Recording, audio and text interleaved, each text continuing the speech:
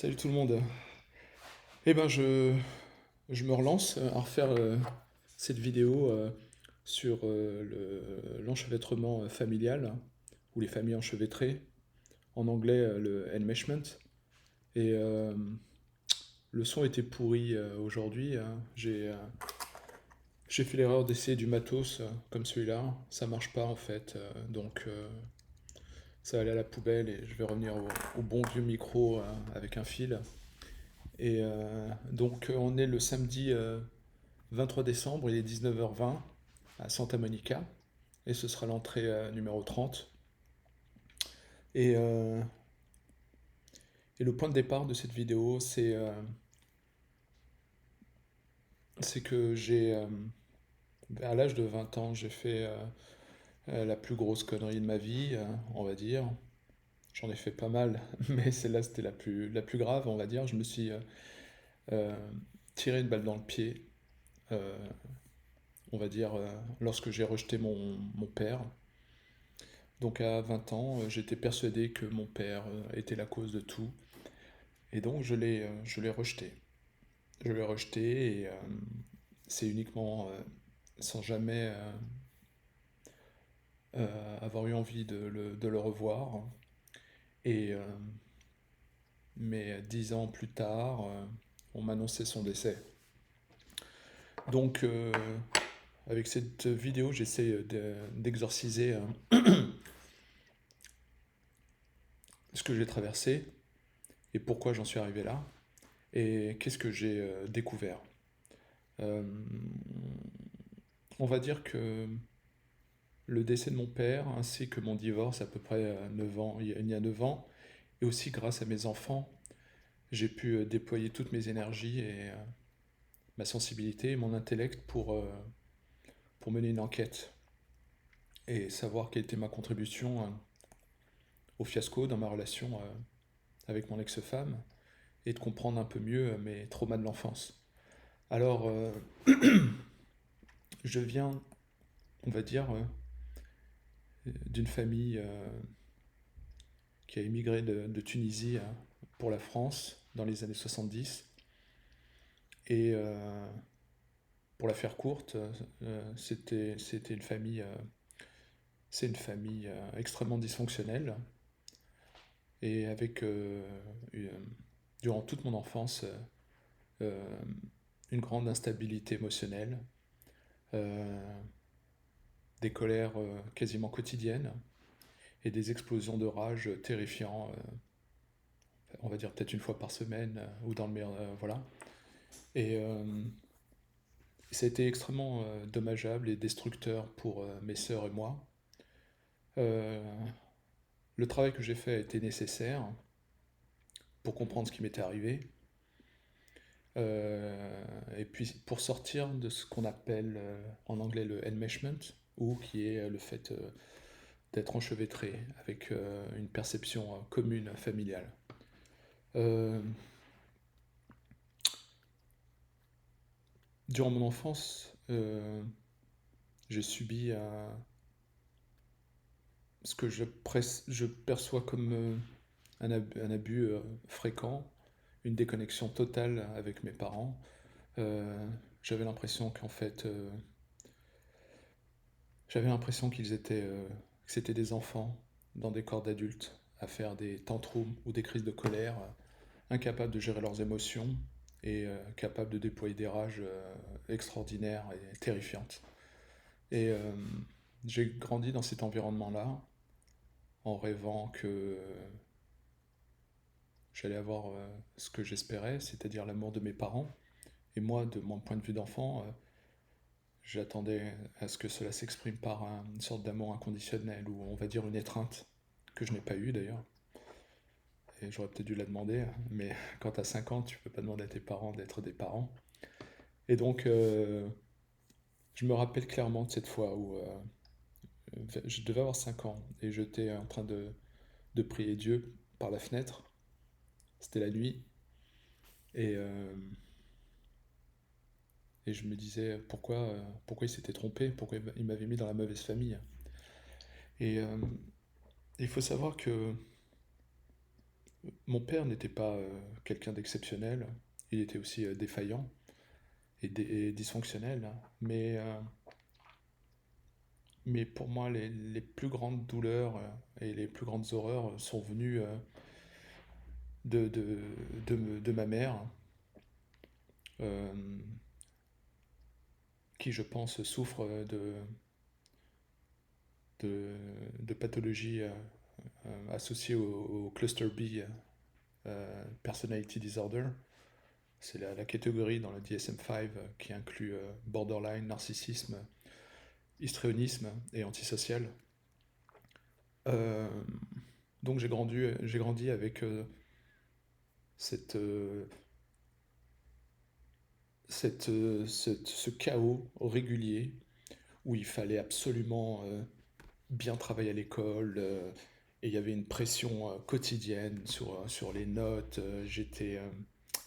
À 7 ans, j'ai eu envie de me suicider, pour vous dire. Je suis désolé de faire cette vidéo un 23. Je suis pas du tout triste ou tragique. Je voulais juste en finir avec cette vidéo. Non, j'ai fait un travail titanesque depuis 10 ans, donc tout va bien. Je suis voire plus heureux qu'avant. Donc j'ai eu cette enfance complètement de fou, quoi, dysfonctionnelle. Et ma mère a fait un travail brillant de nous exposer tous les jours à son mécontentement et à ses ressentis vis-à-vis de mon père. En fait, je comprenais pas pourquoi ils étaient ensemble. Et je n'ai jamais vu ou ressenti que ma mère aimait mon père. Mais il y a eu une débauche d'efforts, hein, au quotidien pour qu'elle exprime son ressenti sous la forme de rage, d'insatisfaction, de colère au quotidien, une manière de briser l'autre au quotidien. Euh, Apparemment, elle n'était pas heureuse, et je pense que c'est sa manière de l'exprimer qui nous a endommagés. Euh, En parallèle, voilà, j'avais mon père qui des fois se faisait prendre dans ce cycle, et à sa manière, ses dysfonctions et sa pathologie rentraient en résonance avec la pathologie de ma mère, et donc il y avait ce côté Troisième Guerre mondiale tous les 4 matins. Et ça nous a vraiment défoncé la gueule, mes sœurs et moi. Ça nous a endommagés psychologiquement.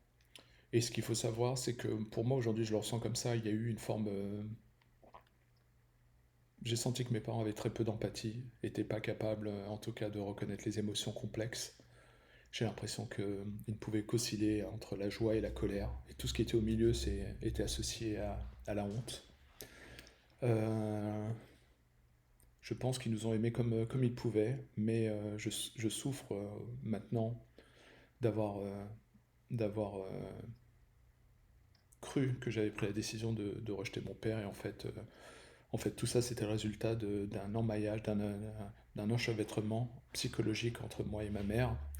Et en gros, c'est comme un phénomène très similaire aux sectes, où en fait, voilà, durant mon enfance, j'ai grandi avec ce chaos permanent qui m'a rendu, on va dire, hypersensible, qui m'a développé des sens, une intelligence, mais aussi des traumas. Et et je pense qu'il y a eu de la part de ma mère un abus de, elle a exploité la loyauté naturelle que ses enfants avaient pour elle, afin de pouvoir arriver à ses fins, c'est-à-dire nous convaincre de sa perception du réel.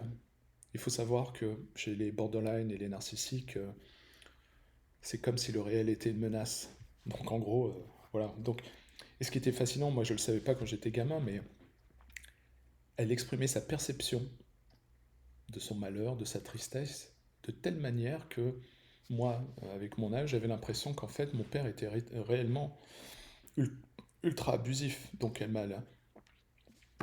Je me sens manipulé ou quoi, parce que j'ai jamais vu mon père lever la main, frapper ou quoi que ce soit. Mais c'était tellement bien fait, puisqu'elle arrivait à le sortir de ses gonds tous les jours. Il faut savoir que mon père c'était un mec méga alpha, quoi, un molosse, un truc. Il bossait dans une prison en Tunisie, tout ça, et puis se retrouve avec cette belle femme très intelligente, mais dysfonctionnelle Et j'ai eu l'impression en grandissant qu'en fait, on avait un tigre à la maison qui jouait sa fonction de nous protéger éventuellement là où on était, mais que dans sa relation, il était brisé au quotidien. C'est comme si une femme essayait de transformer son homme en petit chaton, et donc ça l'a pas fait, bien sûr. Et donc, en grandissant comme ça, je ne savais pas ce que c'était le enmeshment ou quelque chose de similaire à la folie à deux, tu sais, c'est-à-dire que tu as une psychose qui est créée par une personne qui va utiliser des moyens cruels, autoritaires, violents, abusifs, et, euh, et toi, avec le temps, tu es t'es obligé de t'associer à la pensée de l'autre. En fait, ça crée comme un écosystème où la personne abusive force tous les individus dans le cercle, donc les enfants, à penser comme elle, à réfléchir comme elle, à ressentir comme elle. Donc, avec le temps, quand je voyais les explosions de colère de ma mère, j'interprétais ça comme de la souffrance, et je souffrais à mon tour. Donc en gros, on était en sorte de symbiose, je sais pas, entre mes sœurs et ma mère, et on souffrait. Et bien sûr, avec l'âge, on était des gamins, donc on était très manichéens. Donc avec le temps, les années, on s'est dit, bon, papa est méchant et maman est un ange. Et je me suis fait avoir, et je me suis réveillé qu'il n'y a pas longtemps, en fait. Je suis sorti de cet emmaillage, de cet enchevêtrement qu'il y a peut-être que 7 8 ans. Donc c'est flippant parce que quand mon père est mort, j'ai gardé pour moi mes souffrances et mon amour pour lui que j'avais, mes souffrances, ça a été comme une digue qui a pété ce jour-là lorsqu'on m'a annoncé.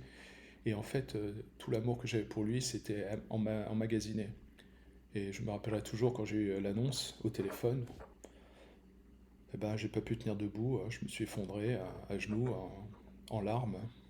Et j'avais mon fils à l'époque, il devait avoir 2 ans, et qui est venu me consoler, 2 3 ans. Il a compris qu'il y avait quelque chose, et j'étais triste. Et j'ai gardé pour moi mes pensées, mon amour, et pendant 3 ans à chialer sous la douche. Et j'étais toujours persuadé que mon père c'était l'ultra dysfonctionnel, qu'il était la cause de tout. Et aujourd'hui, je peux le dire, je pense et je suis sûr que finalement on a utilisé mon père comme un bouc émissaire, parce que nous, en tant qu'enfants, on était incapables d'avoir la maturité émotionnelle, donc de pouvoir prendre nos responsabilités. Et donc aussi bien ma mère que mes sœurs, ça nous a bien arrangé de rejeter mon père. Encore une fois, je ne suis pas en train de dire que mon père était un saint et que les problèmes venaient de ma mère. J'essaie juste de dépeindre un tableau où en fait 2 personnes dysfonctionnelles, souffrant de pathologies liées au cluster B, se retrouvent ensemble, font des enfants, et ça crée n'importe quoi. Donc, grandissant dans cet environnement, je ne comprends pas d'ailleurs pourquoi j'aurais dû, euh, j'aurais dû finir borderline ou narcissique. Au-delà de ça, en fait, j'ai développé énormément de sensibilité, puisqu'il fallait survivre dans cet environnement-là. Donc, tu te retrouves en tant qu'enfant à essayer d'anticiper les réactions de tes parents pour éviter. Il faut que tu aies une longueur d'avance, 2 ou 3, pour éviter de les activer, comment dire en anglais, de les triggered, et pour pas que ça te pète à la gueule, tu vois. Donc j'ai grandi comme ça, mais j'ai grandi aussi idéaliste. Et finalement, je me suis dit qu'en quittant ma famille, tout ça, je ferais mieux qu'eux. J'étais à milieu de m'imaginer qu'en fait, les traumas de l'enfance te reviennent à la gueule si tu fais pas un travail actif pour déchiffrer tout le bazar et trouver des moyens comment dire, de limiter leurs effets sur les générations précédentes. Donc, donc voilà, donc j'ai cette tristesse en moi d'avoir rejeté mon père, et,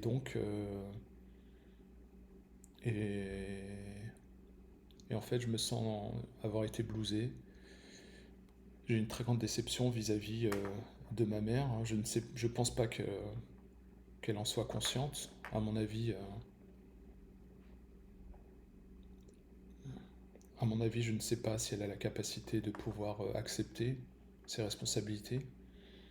Euh, et d'ailleurs, j'ai abandonné l'idée que ça pouvait être possible. Euh, et donc, quand je voulais faire cette vidéo pour parler de ce problème de enmeshment ou d'enchevêtrement familial qui me fait penser beaucoup à la folie à deux et donc à ce phénomène de psychose qui est créé et qui engage d'autres personnes. Et c'est fascinant parce que ça fait penser à ce qui se passe dans les sectes ou dans des groupes autoritaires ou idéologiques, voire même en politique. C'est dingue. Donc ce phénomène d'emmaillage, d'enchevêtrement existe à des degrés différents dans pas mal de domaines. Et, euh,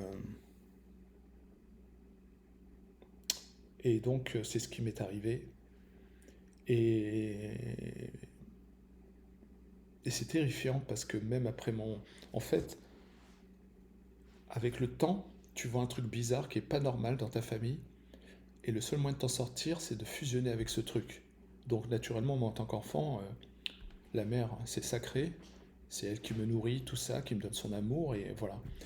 Et, euh, et je me retrouve enchevêtré dans une perception toxique et extrêmement dommageable de ma mère et du réel.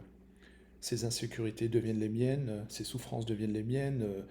Voilà, un gros bordel qui m'a empêché et qui a ralenti mon développement émotionnel, ma maturité émotionnelle comment dire,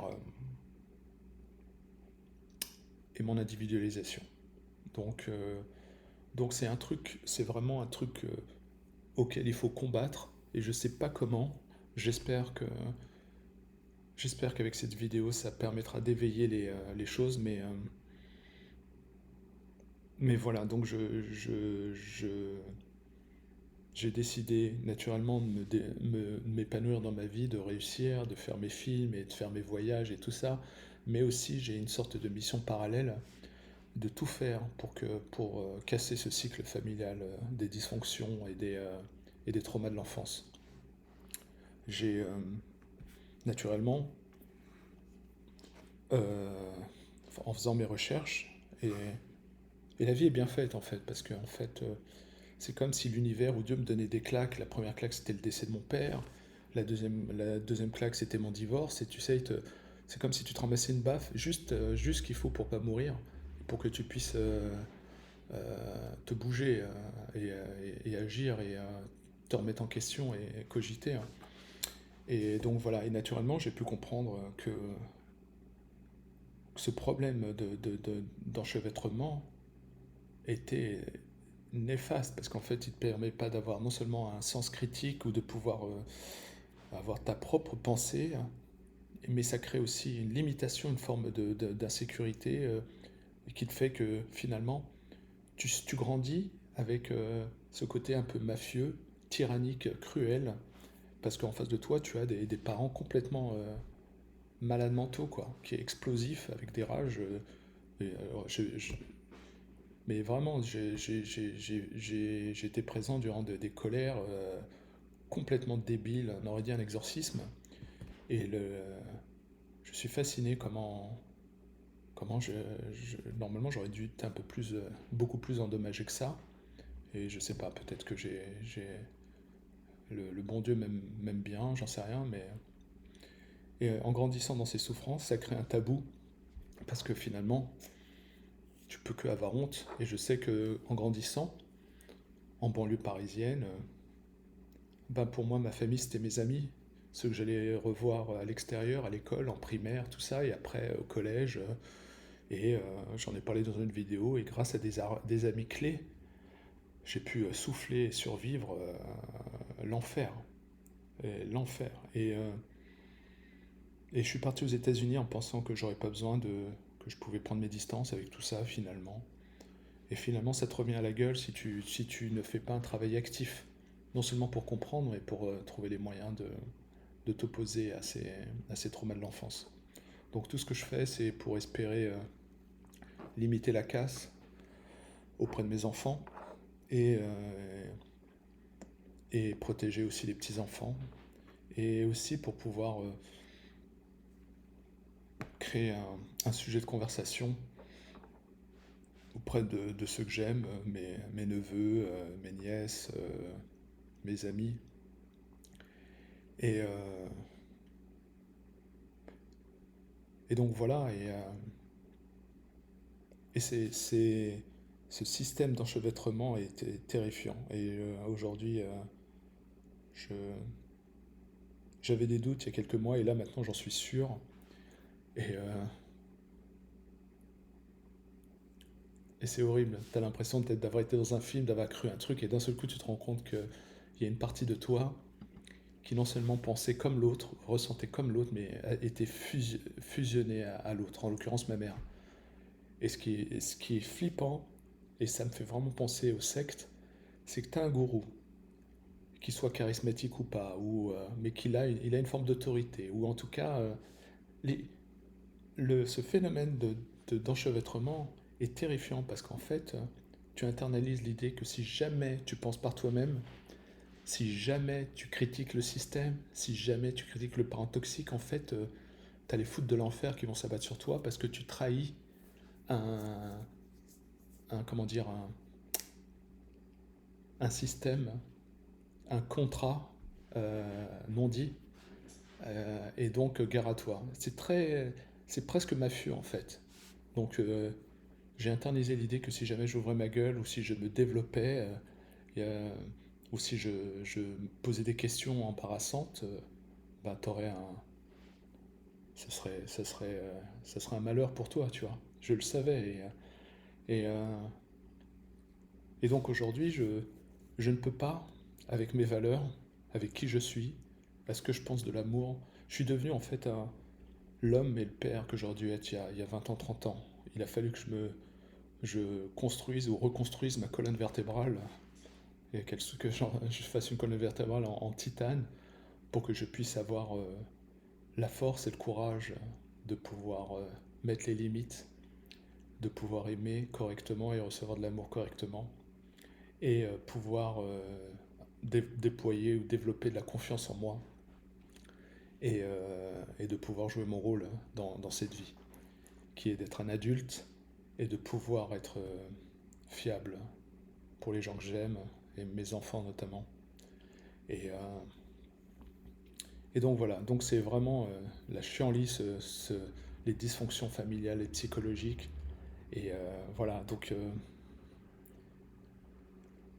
et je peux pas résumer ça en une seule vidéo, mais j'ai lu tellement de livres. Ça fait 10 ans que j'étudie tellement d'aspects, pas seulement la psychologie, mais aussi la nature féminine, la nature masculine, les dynamiques familiales, la psychologie encore, la philosophie, euh, la spiritualité, en, en m'intéressant au judaïsme, au soufisme et à la chrétienté.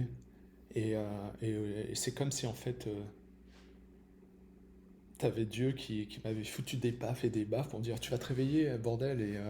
Et après, je me suis réveillé par instinct de survie, et j'ai dû lire toute la bibliothèque derrière, faire des thérapies, même avoir des coachs et des séminaires. Et, euh, et c'est marrant parce que c'est mon divorce qui m'a créé cet électrochoc pour me dire allez, Athème, maintenant tu vas devoir t'intéresser et te questionner quelle a été ta contribution au fiasco dans ta relation. Et quand j'ai fait mes recherches, j'ai réussi à faire une sorte de carte avec les membres de ma famille, hein, et j'ai réussi à voir un par un. Alors je ne suis pas un psychologue, donc mon expertise est très limitée, mais je peux dire que connaissant tous les symptômes de chaque pathologie, j'ai pu créer un diagramme. Et je me suis rendu compte que j'avais une de mes sœurs qui était hystréonique, que mon père était hystréonique et narcissique, mais ouvert, c'est-à-dire éloquence et tout ça. Et j'ai découvert que, voilà, que ma mère était borderline et narcissique. Et, euh, et comme par hasard, les personnes de la famille qui je m'entends bien, où je sens que j'ai un rapport adulte épanoui et humain et sain, c'est des gens qui, je ne sais pas comment ils ont fait, qui ont réussi arriver dans cette vie avec une forme de maturité et de stabilité émotionnelle. Et en gros, pour finir, ce qui est le plus pourri dans les familles, au-delà des pathologies, des toxiques, c'est tout, tout vient à un point qui est lié au trauma de l'enfance et donc qui génère une extrême immaturité émotionnelle. Voilà. Et cette immaturité émotionnelle est d'un point que la perception, leur perception de ces personnes-là est complètement euh, exagérée, extrême, soit liée à la manipulation, soit à la survie. Et c'est un bordel incroyable. J'en parlerai un jour du comportement des borderline, des comportements des narcissiques, à quel âge ça passe et tout. Et c'est fascinant. Parce que voilà, c'est intéressant de comprendre la nature humaine sous le prisme psychologique. Euh, et donc voilà, donc l'enchevêtrement familial, ce qui m'est arrivé moi d'être enmeshed avec ma mère, a créé ce sort de blob familial qui a foutu la merde, qui pour moi a détruit la famille et qui aujourd'hui doit être résolu. Euh, Malheureusement, ce qui se passe, c'est que maintenant, en ayant développé toutes ces connaissances, en ayant fait un travail sur moi, et c'est pas juste des lectures, j'ai vraiment fait un travail pour fort- fortifier mon tempérament et ma personnalité, et ben, et ben aujourd'hui, il y a quelque chose, il y a quelques années, qui a basculé chez moi. Je n'arrive plus à marcher sur des œufs avec qui que ce soit. Et donc, parfois, je peux risquer de manquer de courtoisie, mais aujourd'hui, je mets les pieds dans le plat tout le temps. Je peux même pas. J'ai plus peur de rien, ni de ma mère, ni de mes ex, ni des personnes dysfonctionnelles. J'arrive plus. J'ai arrivé, c'est bon. J'ai donné. Et donc voilà, je suis dans l'incapacité de marcher sur des œufs et aucun narcissique ou borderline sur Terre n'arrivera à me faire marcher sur des œufs, c'est plus possible. Euh, donc voilà, donc peut-être que c'était nécessaire. Et voilà. J'espère juste que tout ce que j'ai compris, tout ce que j'ai découvert pourront servir les gens que j'aime, surtout les jeunes générations, pour pas ne se retrouver enchevêtrés avec un compagnon ou une compagne psychologiquement. Parce que ce phénomène d'enchevêtrement peut arriver n'importe où, n'importe quand, au travail, dans un couple. Et des fois, ça part d'un bon sentiment d'essayer d'exprimer de la loyauté à l'autre. Et en fait, c'est un processus très insidieux qui peut prendre des mois, des années avant de jouer son effet. Un jour, je parlerai un peu plus de ce phénomène qu'on appelle le syndrome de Stockholm et des liens traumatiques qui sont un bordel infâme. Et, euh, et en gros, pour faire vite, l'enchevêtrement vient de la création de liens traumatiques avec la personne euh, cruelle, ultra explosive dans ses comportements et qui met à genoux et qui est de manière voilà, qui force l'autre à se plier pour éviter de déclencher les foudres sur cette personne. Bon bah voilà, j'espère que j'en ai pas fait un batacaisse de ce truc, donc je vais arrêter là. Et voilà, donc demain c'est Noël, c'est le 24. Et je pense que demain je prendrai le temps de raconter des choses plus marrantes que ces sujets-là qui doivent être hyper gavants peut-être pour certains. Et demain je parlerai de ce qui m'est arrivé en 2011, une histoire incroyable. J'ai que des trucs de malade qui m'arrivent depuis l'enfance. Et je raconterai demain mon histoire où quand je me suis retrouvé bloqué en France pendant plus de 6 mois sans savoir si j'allais pouvoir revenir aux États-Unis euh, à cause de mesures prises par les États-Unis pour bloquer toutes les visas. Et il m'est arrivé des trucs. Enfin, il y a de quoi te faire un ou deux films. Je raconte ça demain. Merci pour l'écoute et à bientôt. Ciao, salut.